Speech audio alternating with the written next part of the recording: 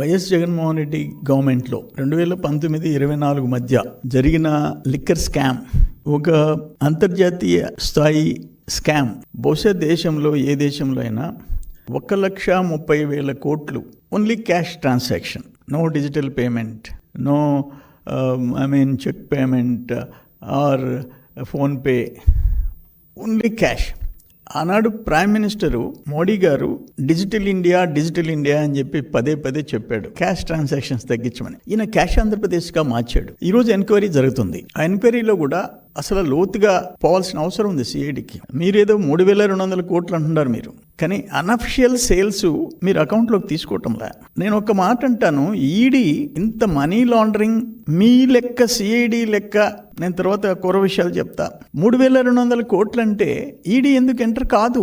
అసలు అప్పుడు కూడా 19-14, బిట్వీన్ 19 and 14 ఇన్ని వేల, మోర్ దాన్ 1 lakh crores, 1,30,000 కోట్లు ట్రాన్సాక్షన్.